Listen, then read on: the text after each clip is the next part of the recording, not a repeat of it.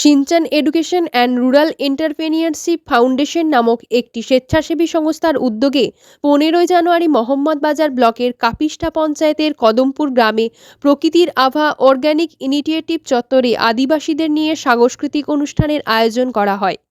সদ্য শেষ হয়েছে আদিবাসী সম্প্রদায়ের বাতনা পরব। সেই পরবের রেশ ধরেই মূলত এলাকার আদিবাসীদের নিয়ে ধামসা মাদল সহকারে নাচ গানের প্রতিযোগিতা অনুষ্ঠিত হয়। পাশাপাশি আদিবাসী ফুড ফেস্টিভ্যাল ও অ্যানুয়াল এক্সিবিশন পালন করা হয়। এখানে চাষিদের উৎপাদিত বিভিন্ন ধরনের পণ্য সামগ্রী দিয়ে স্টল সাজানো হয়।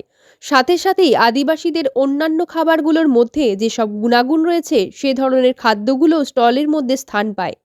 দৈনন্দিন জীবনে যে সমস্ত খাদ্য সামগ্রী খেতে অভ্যস্ত সে ধরনের খাবারের স্টল এবং নিজেদের আদিবাসী সাংস্কৃতিক অনুষ্ঠান হিসেবে ধামসা মাদলের তালে নৃত্যগানের অনুষ্ঠানও যোগ করা হয়।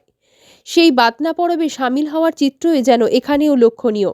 এদিন অনুষ্ঠানে উপস্থিত ছিলেন মহম্মদবাজার পঞ্চায়েত সমিতির সভাপতি Prabhasini Murmu, Sinchan education and rural entrepreneurship ফাউন্ডেশনের তরফ থেকে প্রজেক্ট ডাইরেক্টর শুভজিৎ চক্রবর্তী, কর্মী রাজীব ঘোষ, রথিন সাহা, সমাজসেবী কালীপ্রসাদ ব্যানার্জি সহ বহু বিশিষ্ট ব্যক্তিবর্গ। অংশগ্রহণকারী আদিবাসী নাচ ও গানের দলকে পুরস্কৃত করে তাদের উৎসাহ প্রদান করা হয় বলে সংগঠনের পক্ষ থেকে জানা যায়।